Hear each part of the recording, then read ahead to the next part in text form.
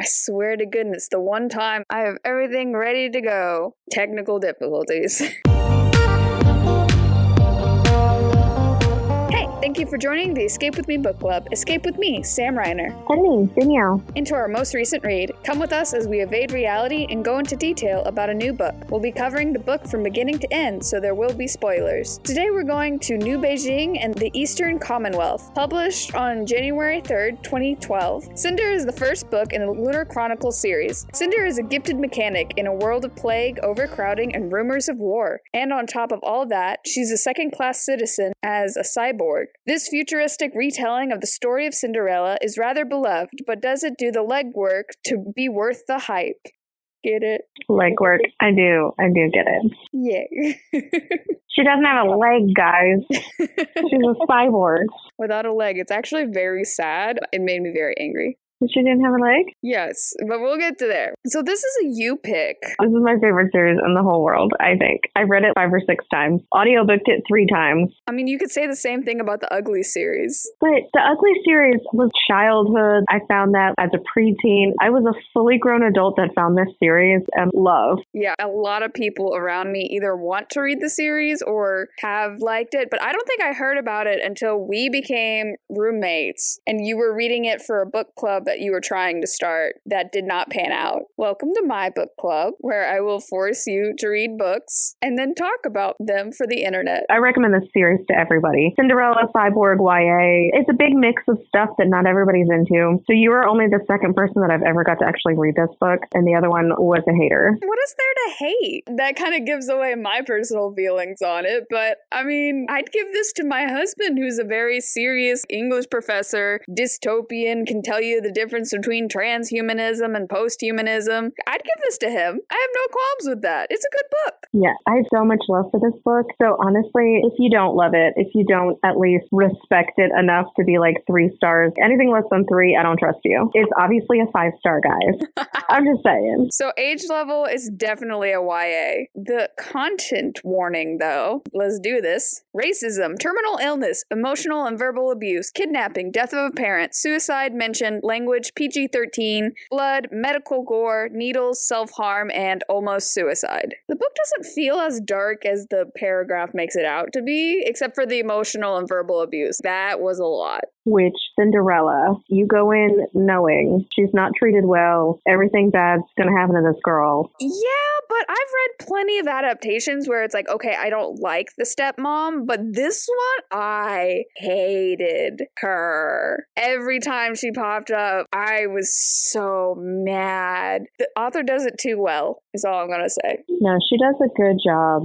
at keeping them hateable. There are a few moments, because it's a full series, there are a few moments where it's like, oh, you can see a tiny bit of where she's coming from, but she's never humanized enough to be like, wow, she was right for treating Cinder this way. Oh, never. Bad stuff happened to her life. She's dealing with her own stuff, but uncalled for, completely. That doesn't give her license to abuse somebody else, because she's abusive, and that's just what it is. So, judge a book by its cover. It's Robot Cinderella.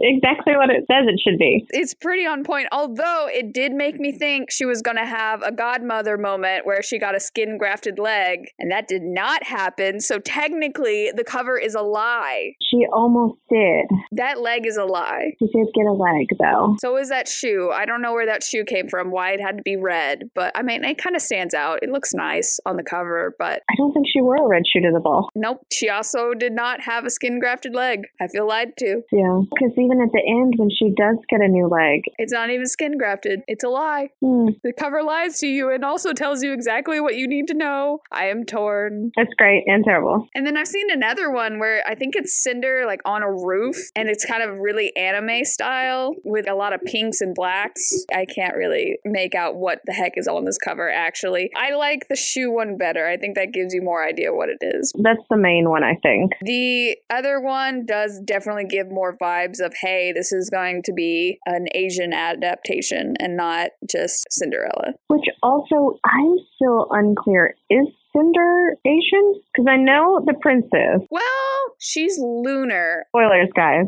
Yeah, I don't know what that means ethnically, because theoretically they came from Earth at some point and they broke apart and then they're a lunar colony. I'm making all of this up from my understanding of what it would be. That it might go into more world building later, but from my understanding was a lunar colony of people that went from Earth to the moon, and somehow that gave them magic powers. So I don't know what that means ethnically for them, if they have developed their own ethnicity, because the queen's able to tell in just one glance that she's lunar. So I do not know what that means. But the prince, on the other hand, who's around lunars, couldn't tell. So I really don't know. Maybe she just has an aura that the queen can pick up that they can't. I do not know what Cinder is. What did they describe her as? So they actually don't say anything, unless I totally missed it in this book. But all I got was she's 16 and she has a straight body type. She's a cyborg and it's her left hand, but not her left thumb, and one of her legs. I don't know which leg. So I don't know what she looks like. Maybe there's stuff in later books that describe her, but they don't ever make it seem like she's out of place. But I don't know the ethnic backgrounds of New Beijing either. Okay, I Googled it. She is naturally tan skin and straight brown hair below her shoulders, usually in a ponytail. That is not what the second cover shows, but maybe that's not Cinder then. I have no idea, because the other cover gave her black hair, so I do not know. Yeah. So she's lunar. That's a big reveal, guys, if you haven't already read it. Yeah. She doesn't know, which is, I think, the best part. Yeah. Especially the first time I read this, I was like, oh my God, because she's hating on them, because you are taught, hey, they're scary, they're terrible, we hate them, they're always doing bad to us, they're the other. And then she's like, oh my God, it's me. It's such a great moment for me, because she's talking to the doctor who's like, yeah, you're also lunar, so. Yeah, because the setup is, oh no, there's this plague and it's so terrible. And so there's a plague outbreak at the market where she works. She works as a mechanic and she has a little stall, and across the way they have an outbreak. And so she's like, oh no, could I get the outbreak? But she makes it home and she's feeling fine. And she's like, okay, this is weird. Anyway, so she's looking for stuff in the scrapyard. Junkyard. Yeah, and they're like, okay, let's scrap for some metal. And so her little sister, Peony? Peony, yeah, like the flower. Pearl and Peony are the stepsisters. First time ever. Peony is 12 or 13. She's a couple years younger than them. And she's so stinking cute. She's 14. 14, yeah, she's a baby. She also has chestnut brown hair. So maybe that's just is how, I don't know, the genetic They're makeup. from Europe, because that's where Cinder gets adopted from. Yeah, but are they from Europe, or did he just happen to be in Europe and then come back to New Beijing? That's unclear, but they're white. Prince Kai is the only of the 6 main characters in this book. He's the only one that actually is Asian, to my understanding. I have no idea. Which is a little complicated because it takes place in the Eastern Commonwealth, which is China, I think. Yeah, New Beijing, because it hints at Old Beijing, China. So after World War IV, everyone was like, hey, let's not do it again. And the rest of the world was like, yeah, that sounds good. So they created this government structure where there's like 6, 8 of them, something really small. And so all of the Commonwealth is one thing, like the Eastern Commonwealth is one thing, and it's under Emperor, what's their last name? I did not write down his last name. Well, it becomes Emperor Kai. So they're under Emperor Kai and his whole family and whatever. And then he makes nice with the other people. And so you have like America, the American Federation, United Kingdom, the Australian something or other, Africa, I think was just like one. Okay. And then the European, I want to say they're a federation too. Alrighty. So we have the Prime Minister of the African Union. We have a President of the American Republic. We have a Governor General of Australia. They're still Australia, the Queen of the United Kingdom, and the Prime Minister of the European Federation. Okay, yeah, I knew that one was a federation. I guess South America was like, nah.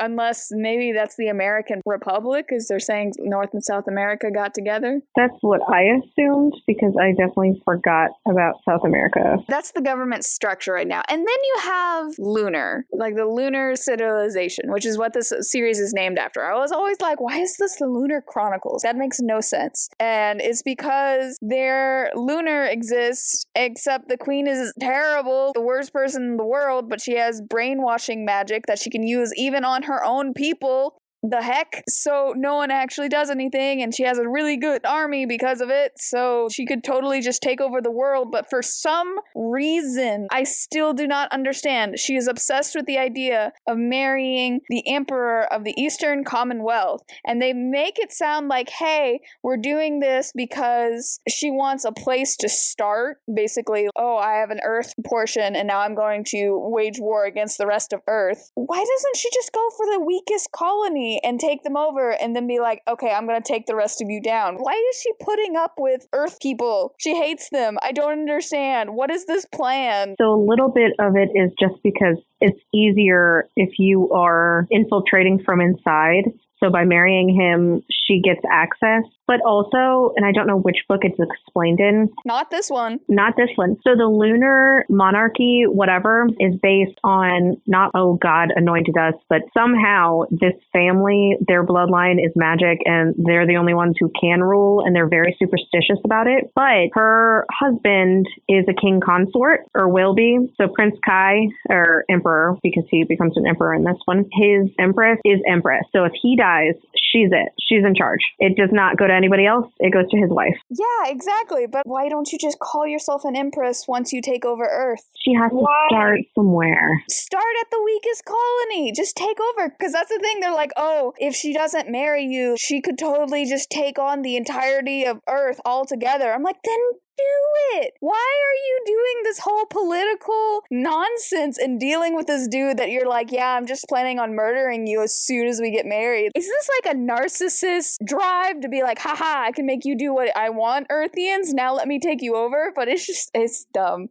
Bruh, just do it. It's just romantic tension. That's all it is. It's a power game, and Jana lives for it. Clearly. She does it well, so, I mean. Yeah, I mean, she definitely plays games. I'm actually very impressed. Well, and she originally was wanting to marry the father, Emperor, I want to say Riken. Is that, or was she wanting him to set up the arranged marriage of, hey, you're going to marry my only son? Because he had a wife, didn't he? She was dead. Oh, so she's just like, I'll marry whoever? I don't care. Because she was in negotiations with him, and then suddenly he falls ill with the plague. Oh no. And then she's like, oh, I guess I'm just gonna marry the son now. How convenient. Yeah. I thought it was assumed she was always trying to marry Kai. But, I mean, both make sense, honestly. She's just like, whoever, I don't care. Yeah, because most of the other leaders already were married, which she is not above killing a spouse. So if she had wanted a different country, but Kai is only like 19. He's a baby. Yeah, so the thing with that is they were like, oh, well, she doesn't have to just marry Kai, the world leaders. And then the closest they could come up with was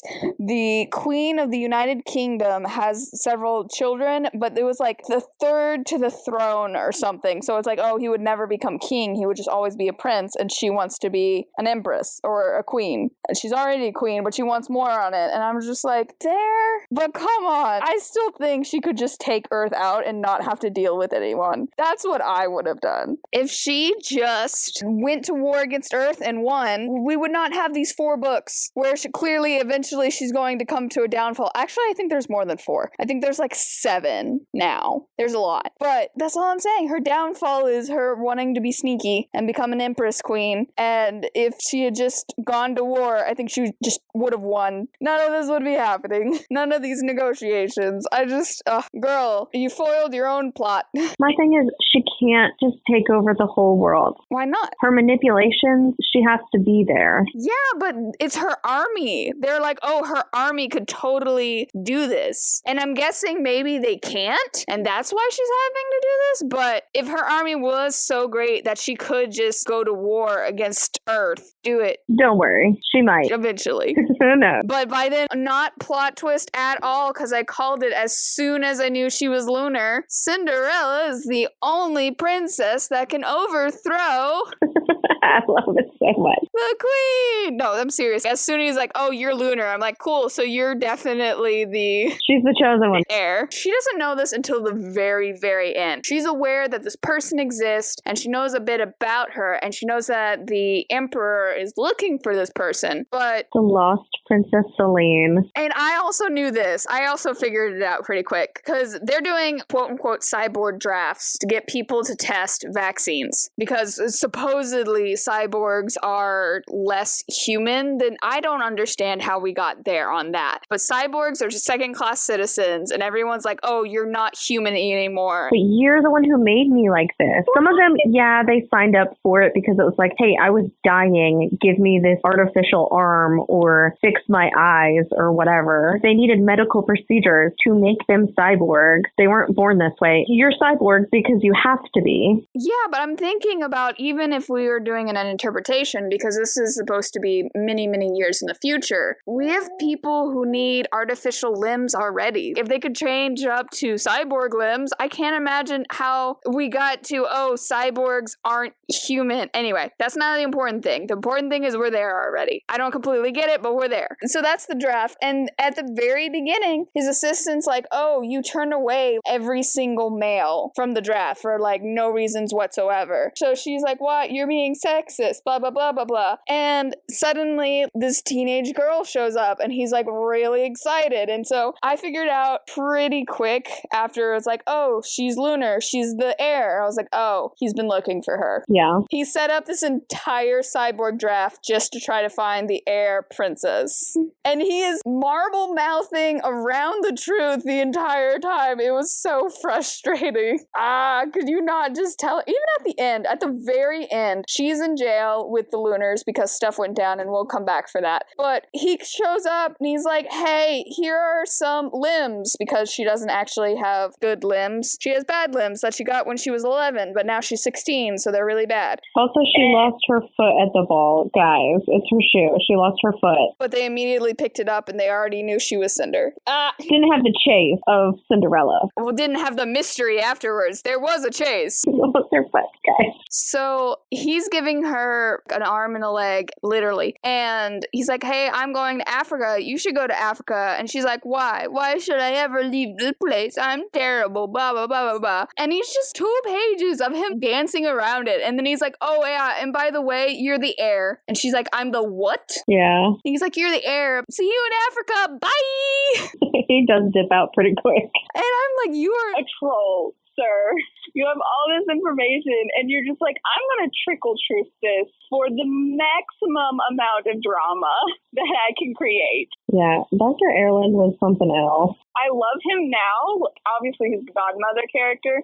I love him. But at the same time, I'm like, bruh, all of this could have been solved. And in the beginning, you were like, hey. Here's some information. Because he warns her not to go to the ball, because at this point, he thinks that she is the lost princess. So instead of being like, hey, you know what? Your aunt, who is a psychopath who tried to murder you as a child, as a baby, might not take kindly to seeing you at the palace. But instead of saying any of that, he's like, yeah, she doesn't like shells, which shells are Lunars that don't have gifts, which Cinder, because he told her, the doctor told her this, she's under the impression that she's a shell for a good chunk of this book, which is fine. She still thinks she's Lunar, is processing that stress. Yeah, but I'm not 100% sure why. He was like, hey, character development, you're a shell. He already knows she's not because he did the chip thing, and I don't understand his process. I mean, it draws the story out a little bit longer, lets Cinder simmer in each different emotion.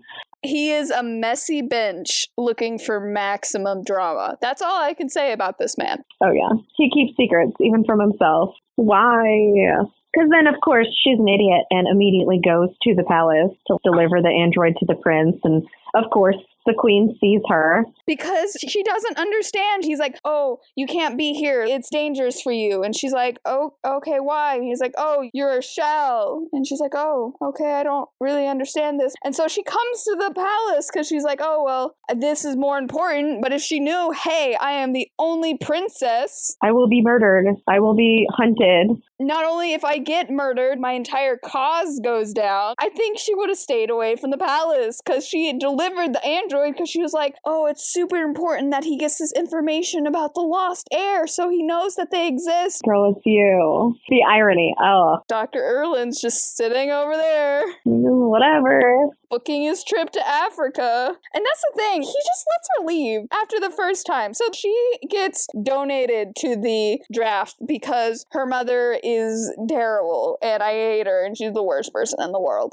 To be fair. Not to be fair. To be unfair, the stepmother signs her up for the draft because the younger sister is in quarantine. She's dying from this plague. And the stepmother thinks that Cinder is the reason that she got it, which, I mean, she kind of definitely was. But it wasn't intentional or whatever. She just happened to be at the junkyard with her. Which is what we were supposed to say earlier. It was like, hey, Peanut came along to the junkyard and got the plague, but I have no idea what I got distracted by. But yeah, so that happened. And then her mom was like, yeah, you're going to go for the cyborg draft, so they're going to murder you with the plague. Yeah, because they call her a volunteer. And they're like, oh, we haven't had a volunteer for the draft in a while. And she's like, I am not a volunteer. I did not volunteer. And they're like, oh, but your guardian signed the thing, so you're a volunteer. And I just wanted to throw everything at them. I only had a book in my hands. It's not a hardback. You have a soft back cover, so I couldn't really throw and cause damage. But I was very angry. But yeah, the stepmother signs her up, assuming, because she, surprised, does not die. But if she had been human, if she had been normal, she would have been dead. She was signing a death certificate for some money and a little bit to be mean because her daughter also was dying. I don't know. It's a very complicated, super not complicated thing happening. The mother is terrible. Because she treats her like a servant always, even though she has an android who does servant things. Aiko is amazing. I love Aiko. I love everything about Aiko. There's also a whole bunch of mini stories that they end up putting into one book that's just a story about an android. And I thought it was Aiko's story, and it's not because it's a Little Mermaid, and that's not what happens with Aiko. But they have little personalities. They're so cute. These little androids. I love Aiko so much. I don't know if it was like Wall-E and it's, oh, glitch. But whatever it is, I love it.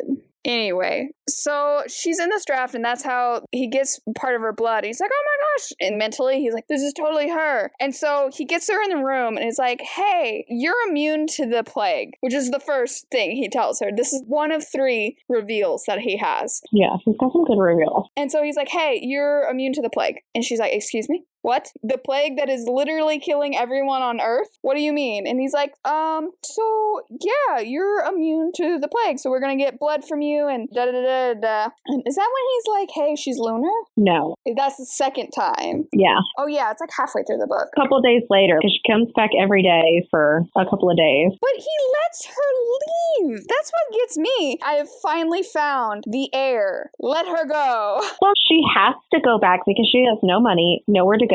She has to go back to the stepmother's house. No, she doesn't. All he had to do was sign a death thing and be like, hey, yeah, she totally died while in the plague, whatever. And then they were giving her money separately from the mother. And so they have money that they could have set her up in her own apartment near the castle or something. He could have done something, but he's just like, nah, leave. Maybe come back. I don't know. And so all these terrible things happen to her because he's like, yes, leave. Something could have happened. She could have been murdered on the street randomly on a random act of violence, and you would never know. And it's just Man, I just never thought about that. This man, maximum drama. I just assumed the 2 options were, hey, you're stuck at the lab and have to live here and be a cyborg hostage, or you have to go back to your stepmother. No, he had options. He had money. He did have options. Where the heck does he live? I assumed the lab. He lives in the lab. He's a teacher. He lives at school. Oh my gosh. But even if he was like, yeah, we're keeping you hostage here,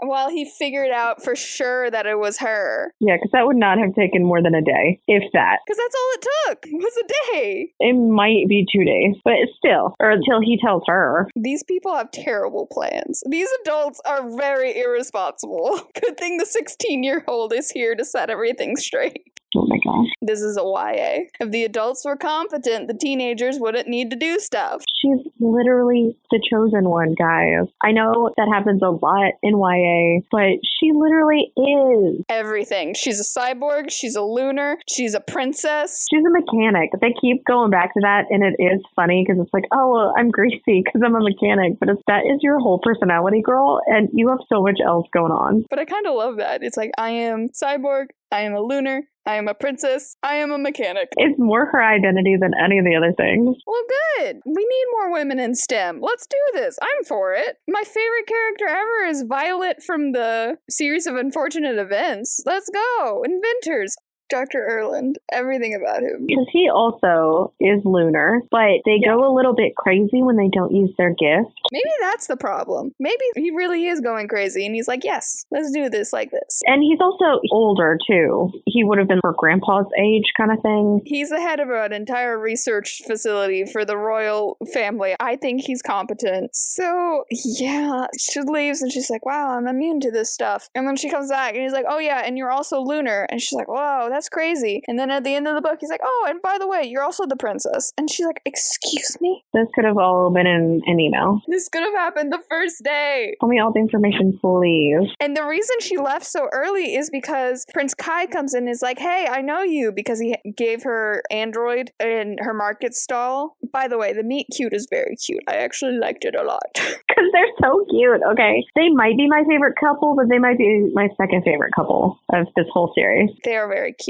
I really do like slow burns and stuff, but there's also a niceness of, oh my gosh, I like a boy. Holy crap, the boy likes me. Just immediately being honest and being like, hey, I find you very charming and handsome, versus being like, I hate you because you're handsome, which I am so tired of. Yeah. I am exhausted. Y'all writers can do better than that. Oh my gosh. Enemies to lover is not, I am annoyed because I am attracted to you.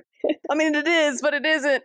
Anyway. It's just also so cute because everybody's a member of his fan club except for Cinder. But she secretly is. Secretly is, but because her stepsisters are super, super fans. Yeah. Which, there were several choices that this author made that I was surprised about, because I keep talking about, oh, I totally called XYZ. I did not call that Peony was going to die. She has a plague. You thought she was going to live? She literally had the vaccine in her hand. She could have lived. Was about to give it to her. Peony was alive when she showed up, and right before she gives the vaccine, Peony dies. Literally in her hand, trying to put it to her mouth. Ugh, it was gut-wrenching. I was not expecting that. I will say that. I was expecting different. I was expecting her to live, obviously. But no, that does not happen. Well, and they set it up that she would live, though, because Cinder talks to Dr. Erland, and she's like, hey, since I'm immune, like, if you find a vaccine, let her be the first person. He says, well, I can't because, you know, the Emperor Kai's dad is dying of the plague. But she can be number 2, which is cool. And then the Emperor dies, surprise. Which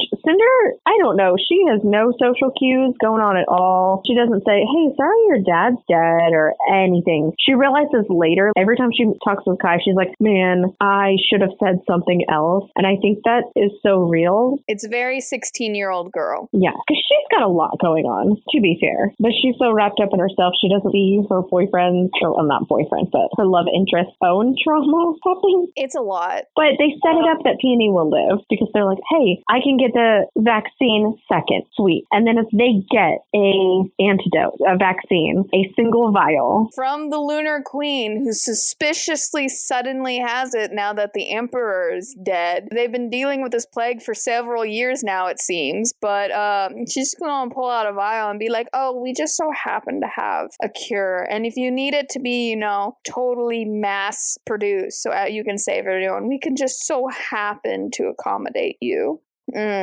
Really interesting. Well, the fact that it was the correct portion for one adult male. Are you kidding me? That line, she knew what she was doing. She's playing the long game. The worst. Yes, she is playing the long game. But she has this single vial, and Dr. Erland gets it, and Cinder's there for something. I don't even remember at this point. But Dr. Erland's like, how old is she? Because Cinder's like, oh my gosh, she's about to die. She just reached the 4th stage. And so he's like, well, how old is she? And she's like, oh, she's 14. vaccine. And so the doctor takes some of the vaccine and is like, hey, this is a dose for a 14-year-old. This should work for her. And so they have a little bit left that they can research. And so she runs out of the place, goes to Peony. Like I said, she's awake when she gets there, barely hanging on, but she's literally about to pour it into her throat. And Peony dies. That was such a hard moment. And I know it's coming because I've read and reread this one. And it's gut-wrenching. I am so sad. But it's like the Hunger Games. They were willing to kill any and everybody in the last book. And it's too much. Have we hit the line? Should we have done this? Yes. But anyway, so while she's there, okay, this doesn't get brought up. And I feel like it's probably going to get brought up in other books. But while there, Cinder notices, not with the Peony, she's there to visit her once before, and the baker lady dies because there's a baker lady near her stall. And yeah, she was mean, but she dies. And so Cinder sees that, wow, that's crazy. And then a med robot comes up and everyone has ID chips because the future. And they take her ID chip out. And Cinder's like, wow, that's really weird. And so she brings it up to Dr. Erland, and Dr. Erland's like, it's weird. ID chips are really in high demand on the black market, and no one does anything about it because the medbots are specifically like, I am programmed to do this. Why is the government-run facility in cahoots with the black market? I think someone reprogrammed them. Exactly. She's like, hey, this happened, and Dr. Erland's like, oh yeah, ID chips gets taken to the black market all the time. Well, we're gonna drop that plot line for now, probably, but why is this not a bigger concern? I'm really concerned because it's supposedly weird that ID chips are in high demand right now. Supposedly there should be more supply than demand. Why do I have the feeling lunar subjects are invading the Earth and then they're gonna take over in war? That's where my mind went. And they're just like, nope, we're just gonna drop this plot point. It does get brought up again later, but it's the good Lunars that are fleeing Lunar. So they are just doing it in mass droves. Oh, maybe that's why Dr. Erland's like, not gonna talk about this, because I feel like maybe he reprogrammed them then. I'm not sure if it's him, it's Lunars that are doing it though, because you can't exist in this world if you don't have an ID chip. And I guess they can't make them, so they have to steal them. Yeah, that's a good question there, but it makes me wonder if Dr. Erland was involved in that, because he escaped from Lunar. He's a refugee. Yeah, secret one, guys. Cinder has no idea that any Lunars are on the Earth. Because apparently harboring Lunars is we can go to war about this offense. So no one knows about it, but all these Lunars are escaping because she's crazy and the worst person ever, and definitely a narcissist. It's not even she's full of herself and playing around with Earthians. She murders everyone, not just other people related to her, because she murders a bunch of people so she can be on the throne and stay on the throne. Although that's given her a little bit of a problem because she doesn't have an heir. She's getting married. Ew, she's old. This is a 19-year-old. Ew. Yeah, she's at best 40, but she's up there. Okay, they don't give her an age. Okay, what is her hair color? Because every time she's described, her hair color is a different color. It starts off black, and then it's auburn, and then at the ball, it's brunette. Is she changing her hair color? Is that a thing that she does? So Lunars, or the gifted ones that aren't shells and stuff, have glamours, is what the author calls it, where they can change their appearance. So her hair is changing. I'm not crazy. Yeah, she mostly consistently keeps it black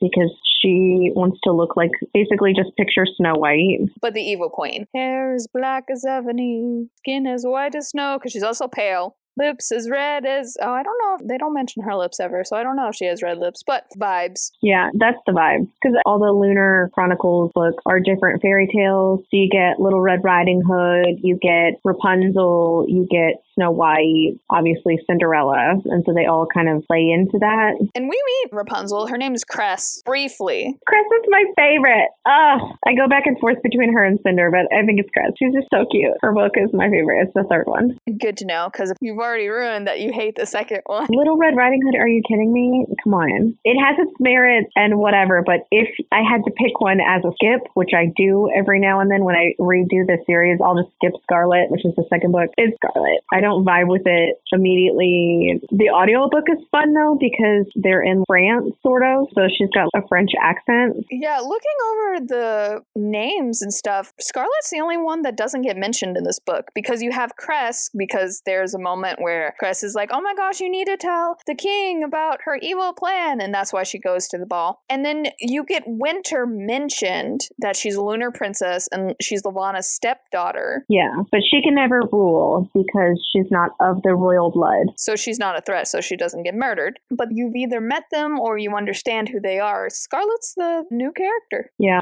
I don't know if they mention Scarlett's grandma in this one or not, Michelle Benoit. Oh, yep, she's an ex-military pilot. Yeah, Scarlett's her granddaughter. So I don't know if Scarlett is mentioned in this, not by name or not. Yeah, it looks like Michelle helped Cinder. Okay, so Cinder escaped from Lunar, and then thanks to a lunar doctor, and then Michelle was involved in keeping her safe. She housed her for a little bit, and the book ends where Lavina is like, hey, I'm sending people to try to track down this Michelle person and kill her. So I'm guessing with Scarlett, stuff goes down around that. At this point, I couldn't tell you if she was successful or not based on the tone of the book, because I swear, sometimes the author is like, let's make this crazier. Because I was not expecting, hey, you're gonna go be a plague victim. And I was like, oh my gosh, how in the world is she gonna get out of that? And it's like, oh, she's immune to it. I'm like, oh, this was not how I was expecting this to go. Because it ends the first section. It's like, hey, go be a plague victim. Dead now. This was not in my version of Cinderella. It does so many things well while staying true to the fairy tale while also still doing whatever it wants with this YA dystopian genre. And it's futuristic, sci-fi. So much happens in this book that it's all of my favorite things. This is my book. I love it. But you still have the main plot points. You have a girl who's abused by her step-parents, and you have a mean stepsister, and you have a prince that she falls in love with, and you have, oh my gosh, the tearing of the dress, because that's what it is. It's like, oh, Cinderella has a beautiful dress that she's made. And okay, in the beginning of the book, Cinder gets Aiko to find her a new leg because the one she's had is the one she's had since she was like 11. And she's 16 now. She's way bigger than that. So she gets a new leg. And it's like, yay, good, you need that. And the tearing of the dress is Audrey steals her freaking leg. You still have to do everything. Figure it out. Hobble around. Are you kidding me? She's the one paying your bills. If you could give her like minimum comfort standard, she could probably continue to do a much better job at her job.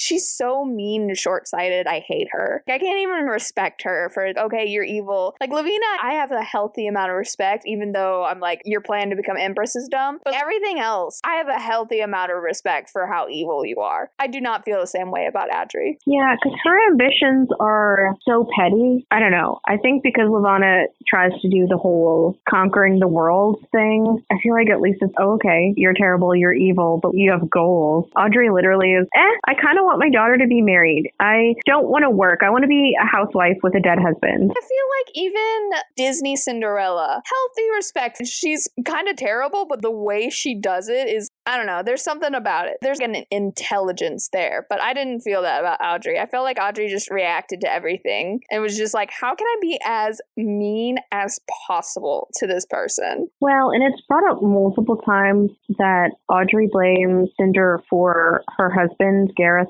dying and adopting Cinder, which Cinder has no control over this. She was 11 when she was adopted and he died. Doesn't even remember any of it, anything before that. That's why she's like, oh my gosh, I'm the princess. Has no idea of anything before then. Is told like a kind of story like, oh, I was in a car crash and then it was so bad I had to get all these parts and my parents died. That's all she knows. Yeah, it was read to her or something. It was told to her. She doesn't actually remember it happened. Yeah. But yeah, he just finds this child, makes her cyborg. I'm pretty sure he must have known she was the princess. He did. Okay, I was like, there's no way he didn't. So he adopts him and brings her home and then he dies shortly after that. But Audrey doesn't know because I think if she knew Cinder was worth something, she might have treated her better. Not 100%, but like 80% better maybe. I don't know. I think if she knew that she was Lunar, she would have cast her out immediately, princess or not. I think the dude was smart to not tell her anything, but bruh, you should have married better. Yeah. If you can't trust your wife, what is the point? Sorry, I'm looking at my notes. Apparently I knew she was the lost heir ever since Kai was like, we need to find a lost heir. I was like, it's Cinder. Cinder. That was before I knew she was Lunar. And then I was like, hey, she's Lunar. I was like, is Cinder. Yeah. If they didn't do the reveal at the end, because other characters at some point think that it's Scarlet. Michelle, the grandma, was a pilot. She did all the stuff. Clearly, she was in cahoots to get the princess here. And she's about Cinder's age. I kind of wish they would have waited to tell us. I know if you only read the one book, you want the closure and you want to kind of know. And then it does that little bit of a cliffhanger to get you to read more of the series. But I kind of wish they'd played around with it a little bit better. Well, it just sounds like they shouldn't have belabored the, oh, is it Scarlet point when it's like, no, it's Cinder. Yeah. That's not exactly good dramatic irony where you're just like bashing your head against the wall. Oh my gosh, it's Scarlet. No, it's Cinder. It's Scarlet. It's Cinder. It's Scarlet. It's Cinder. Yeah, it's this problem whenever the reader knows something that some of the characters don't. There are a couple funny moments through the series with this specific confusion. Because Cinder don't tell nobody. I mean, I don't blame her. I wish they'd waited just a little bit. But also, why would Cinder have left or actually kept running or done anything if the doctor didn't tell her? Yeah. Trying to think if there's any other major scenes before the ball that we haven't talked about. Oh, the mirror. Okay, so brief rundown. Glamour, blah, blah, blah. We're hypnotizing people. Well, you can't do it through a mirror because apparently they're a basilisk. And they can't do it through a net screen. The net screen makes sense. I guess the mirror does as well. But at the same time, if you really think about it, glamour would distort the light particles or how your brain perceives them. I'm not 100% sure how the magic works. Anyway, if you look at them through a mirror or if you look at them through a net screen, they can't use their glamour. And so she either always has a veil on and she's like, hey, no mirrors are allowed anywhere near me. So, as soon as the Emperor dies, Queen Lavina's like, hey, I'm coming to Earth. And Prince Kai is like, could you not? And she's like, no. I'm on my way, sweetie. Don't worry. So she just shows up. But now he has to host somebody at his house, the palace. He has to host somebody and be a dignitary liaison and all of this. And my dad just died. I'm about to be emperor. Cool, and you can marry me. He's like, Hard pass, thank you. So they're having dinner and whatever. Apparently they do covered dishes and they remove the dish top because, you know, maximum drama. Maximum drama. So she lifts her and instead of there being food, there's a mirror. And so she starts freaking out because how dare they? That is such a blah, blah, blah, blah, blah. And so she starts blaming the servant. Lavina's right-hand woman, Sybil, is like, hey, let's make her murder herself with a knife right there. And Kai was like, whoa, whoa, whoa. Not cool. I'm gonna pretend that I did it so you could not. They're like, okay, we're gonna be like, okay, fine, whatever. And then she leaves, and then pretty quickly they figure out that the mirror is Lunar, because there's a special whatever that makes it shiny. They have the special type of tinfoil that they put in everything. And so they're like, holy crap, this mirror is Lunar. And she planted this mirror there. That's like a power play. It's so good. It's so evil. It's so good. She's one of the best villains in probably all time. I gotta respect a villain that can get what they want. Oh, yeah. So that scene happens. Anyway, so at some point in the very beginning, like we said, the prince gives her an android and is like, hey, you need to fix this. And she's like, okay. And so she fixes it and it in process of being like, hey, Princess Celine, da-da-da-da-da-da-da. And so that's how Cinder gets caught up that that's what the prince is searching for. Well, the reason it was bugging out is it had this direct comm chip because there's the internet, but it's direct comm versus net space. There's one that directly links you to them. Well, it's a private chat also. It's not easily hackable like the net space screen stuff is. So it's a big deal because only government officials have these basically. And so she has one and then it has that special tinfoil that all the Lunars use on everything. And so they're like, oh my gosh, it's a lunar chip. Well, who does it go to? Cinder has a net screen hooked up to it, is trying to call this person and nothing happens until near the end where it very conveniently goes through. And that's how you meet Cress. I love Cress. She's so cute. Through a lot of crying. She's like, hey, so what happened was, and she reveals, hey, Lavina's just trying to marry you. And because she's making it seem like for peace, I'll marry you and we'll have an alliance and there will be peace between the two of us. No, she's planning to marry you and then immediately murder you and then fight the rest of the world. And Chris is like, oh my gosh, you need to tell somebody in the palace right away. And so Cinder, taking it upon herself, is like, then I must do it. And so she grabs Peony's old dress, which it shouldn't fit I feel like, but we're going to skip over that. It totally fits Cinder. It's fine. And so she grabs her 11-year-old leg and puts that on and is doing her best to make it to the ball. And I totally thought we were going to have a bippity boppity boo moment where she was going to run into Dr. Erlin and Dr. Erlin was going to be like, ooh, honey, let's fix this. Yeah, the fairy godmother aspect doesn't quite hit the same as the Cinderella adaptation. Because it happens after the ball. Yeah. She does get the dress that she didn't have to make, but because Aiko is kind of like the mice saving the dress or fixing up the dress for her, so that kind of is there a little bit. I will say she's been redoing a car this entire time, a gas car, because they have hover cars now. I mean, green energy and whatever. But the car is orange. She's a pumpkin, guys. So she's taking this gas car to go to the palace in a stained dress, and then she has these gloves that he gave her, but Pearl destroyed, and so they're stained with grease, and then she has this leg that barely works because it's an 11-year-old leg, and her makeup and hair, she has no time to do it. She's just running out of the house, basically, but then she gets stuck in turbulent rain, so she's absolutely drenched. And then my favorite scene in this whole book happens, and the guy at the top of the stairs announces her as the Emperor's special guest. Which he starts with being suspicious because she's just hiding behind a pillar. She's not going into the dance room. She's just hiding behind this pillar. And he walks up to her and he's like, are you supposed to be here? Basically. And Cinder is like, oh no, he's going to find out I'm not supposed to be here. And I'm like, honey, the prince has asked you to the dance like 4 times now and has been like, well, if you change your mind, you'll be my special guest. Of course you're on the list, girl. But yeah, and so he's like, oh my gosh, you're the special guest. I must announce you. And she's like, wait, what? Stop it. I'm here incognito. He announces her and she has to step in front of everyone in that horrible outfit. And what's even worse is while she was behind the pillar, because Lavina was dancing with Kai. And then apparently Lavina left. Whatever. Okay, fine. And so he's walking off and then Pearl grabs him because Pearl was like, I'm gonna tell him that you're a cyborg because he doesn't know you're a cyborg. And what I'm betting happened in that conversation, because you find out at the end that he knows that Peony died and he doesn't seem to know she's a cyborg. I'm betting that conversation was literally just, hey, when we met before and I was super rude to Cinder and now you hate me. See, that was because my little sister died. And she was doing so much time being like, hey, don't be mad at me. My sister died, that she didn't have a chance to be like, oh, and by the way, Cinder's a cyborg. Oh, yeah. That's probably something close to what she said. Because, you know, if she had the chance, if she had enough time, she definitely would have told. Oh, for sure. Or maybe he noticed,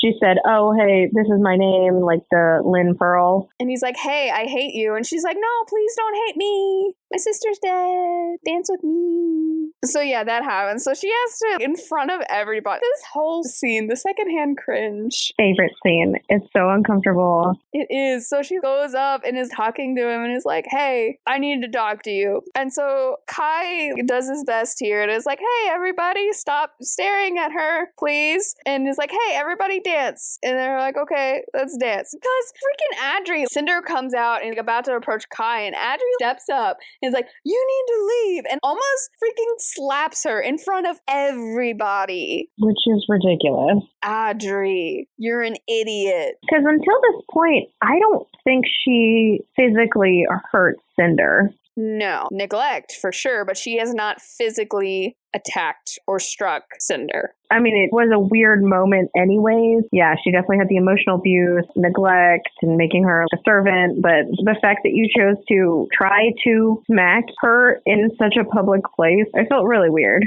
Yeah, especially after she was just announced as the Emperor's special guest. A smart, conniving person would be like, oh, that's my key. Because she wants Pearl to marry Rich. But if she was really smart, she'd be like, oh, Cinder's my key to the prince. We're there. We're close enough. We can get Pearl married off to a dignitary. It's fine. No, she's going to make a fool of herself. Because she does. And then Kai comes up, grabs her hand before she smacks her, and is like, hey, let's not. And then Adri seems to piece together, wait a second. You're just embarrassing yourself, honestly. Yeah, and it happens in a lot of Cinderella retellings. Because I just finished this stupid one that's supposed to be kind of like the selection. I don't know. Why would you try to force your daughter to be with the prince when there's clearly some kind of love or physical connection happening between Cinderella and the prince. Why do you think that's going to work? In this scene, even if she was going to be like, hey, I still want Pearl to marry her, special guest, that is your in. This is how you snooze with the prince. You have a child, quote unquote, stepdaughter who is tight with the prince. Make it work, but no. There's just so much hatred coming from Audrey. And Pearl, too, because that's what she sees and what she knows. But Peony wasn't like that. It's a learned behavior that you chose to do. Yeah. So they dance, and Cinder's like, hey, this is the plan. And then they're about to sneak off and go to the garden and be like, hey, let's talk about this. And so I thought this was this is love moment, but not. This is where the author was like, every chapter end will be a cliffhanger for like 8 chapters in a row. Because they're about to go in the garden and discuss it more, and then the freaking advisor is like, hey, it's time to make the announcement that you're going to marry Lavina in front of everyone. And then they're like, no, I can't do this. And Kai's like, no, I'm still going to announce the betrothal. And Cinder's like, no, and kisses him. You can't marry her because you're in love with me. And then freaking Lavina shows up and is like, hey, guess what? Polly is totally fine on Lunar. Also, she says it so loud and uncomfortably. Cinder. Oh. The secondhand embarrassment. You're in love with someone else. Oh, girl. Do you not know anything about your history? She does not, guys. She doesn't know anything about the Lunars. And then Lavina's like, hey, also, you're harboring a stowaway. She's a Lunar. And freaking Audrey faints at this point. And I just put, good, stay down.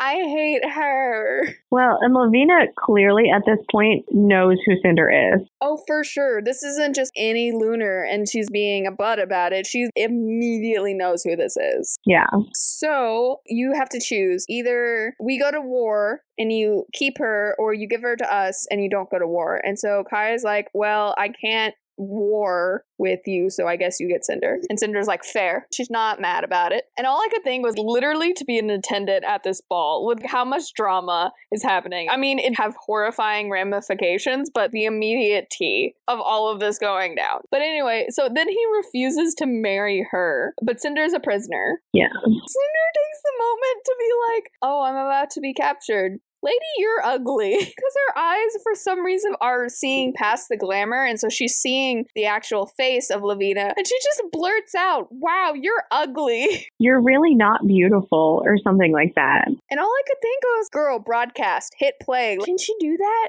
Can she hit play? Can she record this? Broadcast it. I don't know, she's cyborg. She's connected to the net space through her eyeballs. There has to be a record button. Anyway, I wanted her to broadcast that face, but that's beside the point. So Lavina freaking uses her magic to have Cinder use a gun and put it to her head. Maybe I shouldn't have just put mentioned, because I guess this is more than mentioned with the suicide. It doesn't happen, but goodness. And she's going to have her blow her brains out, but at the last second, Cinder's able to resist, and instead of shooting herself, she shoots a chandelier and then tries to shoot the queen.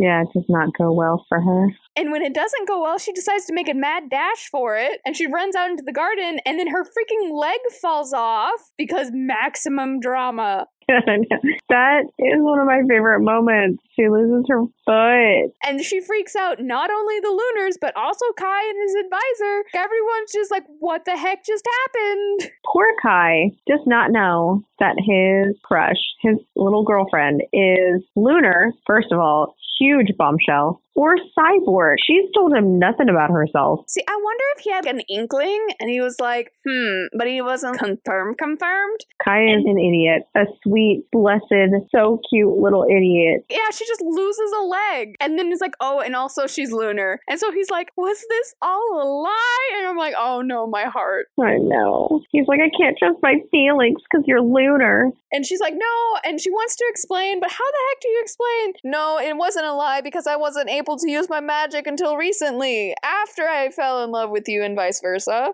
Anyway, so they hand her over as a prisoner, and that's the leg thing. That's the shoe. There is no mystery about who it came from. And there is no red heel. I'm pretty sure she's actually wearing her mechanic boots now that I think about it. I am just wondering now, when he brings the new foot, does it have a shoe on it? She walking around barefoot. Do they give her back the foot, or do they keep the foot? They keep the foot. I guess she's half barefoot. I guess you're right, because they don't mention a shoe. Because they was like, oh, if I had more time, I could have skin grafted it. But I guess it doesn't take much time to shove it in a shoe. Questions. Crap. There's your question for the author a little early. I know eventually Kai ends up with a foot, but in the jail cell, does she get to keep her 11-year-old foot? No, because I think I remember she doesn't, because she sits down on the wall and she only has one leg. Okay, well then Kai definitely keeps it. Spoiler, she's got it. So this is when Dr. Erland shows up. She's a prisoner. Dr. Erland shows up and pulls a Jedi mind trick and is like, you will walk away from this door. And the guard is like, I will walk away from this door. But the guard's like, hey, without express permission from the Emperor, you can't see her. And so Dr. Erland's like, oh yeah, totally. So I went and got it immediately. He turns around and he's like, so here it is. And the guard's like, oh, okay, good. And he's like, you don't want to stand near this door. And he's like, I don't want to stand near this door. And so the guard walks off. And it just makes me wonder what Dr. Erland does differently than Cinder to camouflage his lunarness. Did Lavina just be like, oh, that's the princess, and that's how I know she's lunar? Because Dr. Erland is just walking around, no one's saying anything. Long, short story. They have bioelectric energy. Cinder eventually, surprise, learns how to use her gift. It takes her forever, though. She is bad at being lunar. But they can kind of feel it, and shells give off nothing, and humans are palpable. They can kind of feel humans. And part 2, Cinder kind of looks like her mom, the dead queen. So it's because she knew she was the princess. Yeah, she knew she was a princess. Okay, so that makes sense. Because everyone's immediately like, lunar for Cinder. But like I said, Dr. Erland's just walking around. He's in the palace while Lavina's there. He's not worried about getting caught. Well, he's also not using his abilities, so other people aren't really hyper aware. He's also hidden in a basement thing. He's not out and about. He hides and he tells Cinder to hide as soon as he knows that Lavina is going to be there. He's fine when Sybil's there because he's like, she's not going to come to this dusty basement. I mean, it's a high-tech facility. Somewhere in the palace that requires an elevator. Which, screw the word that she has to use for her right-hand people, their mages or whatever. Thaumaturgy? Thaumaturge. Oh my, screw that. Yeah, no, I hate it. Even with the audiobook, I'm like, trash. Don't know. No, this is a dyslexic nightmare. Dislike. Mine is 0.5 stars. Is that a real word? Yes, it's a real word. Okay, because it's a dumb one. I just assumed it was a made-up lunar title. Did not Google this the hundreds of times I've read this book. First of all, it's a D&D spell. Here, let me get the exact definition. Thaumaturgy is the purported capability of a magician to work magic or other paranormal events, or a saint to perform miracles. It is sometimes translated into English as wonder working. A practitioner of thaumaturgy is a thaumaturge, thaumaturgist, thaumaturgus, miracle worker, or wonder worker. So basically it's magician. Could have said magician. No. It is a fancy word, but no, I hate it. Because they use it, the thaumaturge Sybil, who's the main one. There are others through the series. Which apparently she's Mother Gothel for Cress. Because Cress is like, no, my terrible abuser, Sybil. Yeah, because Cinder's like, oh, the queen? And she's like, no, I don't care about the queen. It's Sybil. Sybil is my captor. Which makes me wonder if the mirror idea was actually Sybil's. Oh, she's so diabolical. She's also a good villain. They have some good villains in this. I'm not gonna lie. But at the end, we get our fairy godmother moment where he's like, hey, here's a really state-of-the-art arm and leg that does like 1,000 other things. It's a knife. It's a screwdriver. It's a wrench. It's, one of those. And he's like, oh, I wish I could have got it skin grafted. And I was like, this is a scam. This is not Cinderella. This is not my moment. What is the cover? The cover is a lie. Absolute lie. She never gets skin grafted. She doesn't get red high heels. I'm going to hold on to this little fact. I'm bitter. I love the fairy godmother moment. That's such a great moment. It's my favorite. She was kind of gypped out of one. Because she also doesn't have Aiko actually there. Because Aiko gets destroyed by Audrey because she's terrible. Scrap metal. So the only thing left of her is her faulty personality chip. Quote unquote faulty. She's wonderful. No, I know.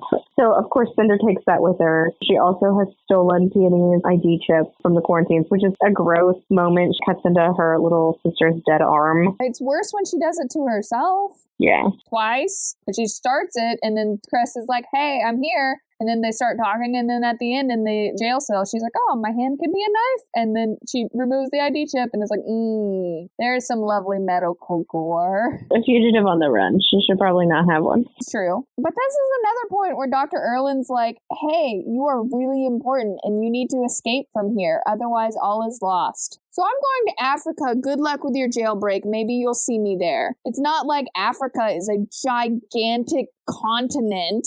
I mean, granted, he's like, hey, I'm going to track down where the plague started in this random city. And so I was like, okay, yeah. But he's just like, yeah, go meet me in Africa. Good luck. Get there. Bye. He definitely could have also stayed because he knows how to use his lunar gift and walked her straight out the door. I know they would have had to walk fast. Or he could at least be like, hey, meet me in this part of the city. Jailbreak, meet me here. We'll go to Africa. No. He's like, bye.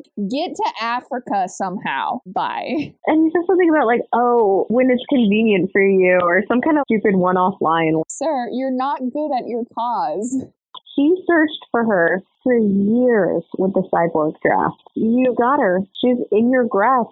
Let's just see how this plays out. It would be a shame if something were to happen to her. Now to go about making sure I give her no support or help. I mean, to be fair, he would definitely have ruined the vibes of the rest of the series because he's way too old for all of the characters that eventually come into Cinder's life. Once again, this is a YA. If the adults were competent, the teenagers wouldn't need to do anything. Even the Earth and the other leaders, everybody is an adult. Kai is the youngest by far, by a lot. But it's still a teenager. He's still 19. Yeah, he's technically an adult. But how are none of them coming up with better solutions? How have they not done more that everything rests on this kid getting married?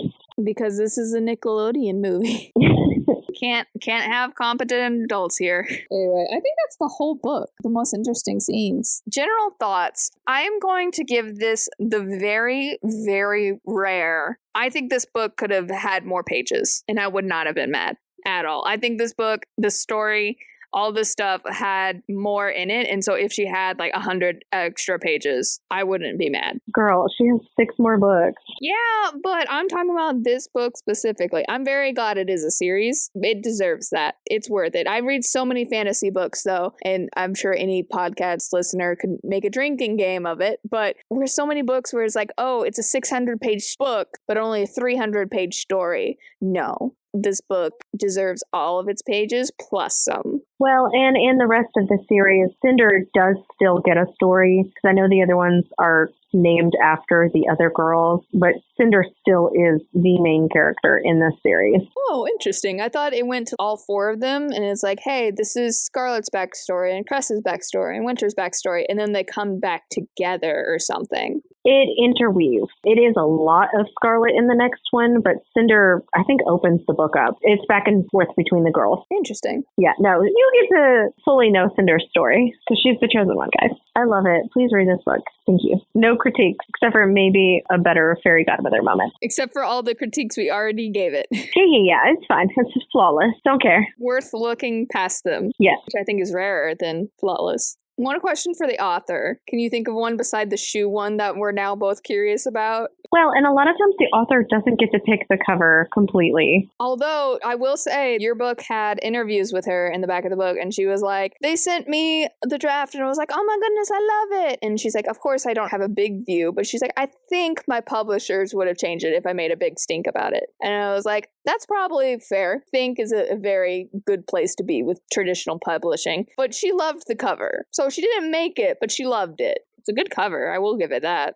It's hard to have questions because I've read the rest of the series, and the few Cinder questions I have kind of get discussed at some point. I can tell you where the story idea began. Oh, yeah? In lieu of your question, if you want. Fair enough. Go ahead. Apparently, she was writing a short story. It was your Puss in Boots retelling, but robots. And she was like, hey, this is fun. I should do this for realsies. And that is how retelling of fairy tales, but robots began. Well, there, in lieu of your question, I'll answer somebody else's, I'm sure. My question would be, okay, not surprising. I have questions about changing the godmother moment to after the ball. It probably was just more convenient to do. I just have questions wherein the plotting, the outlining process, because I'm sure she was like, hey, here are the main points of Cinderella that I definitely have to include. So where in it was she was like, okay, godmother moment after the ball? Unless she was thinking, because I always thought that Aiko was supposed to be the helpful mice from the Disney version. Thing that kept her company, that everyone was like, oh, they're terrible. But she's like, no, Aiko's amazing. Well, and they do the thing with the dress and the shoes. They put the bows on the dress, the mice and the birds. And gets the beaded necklace, yeah. So I just assumed that Aiko was supposed to be like a mice, that if she's supposed to be sort of the fairy godmother-ish,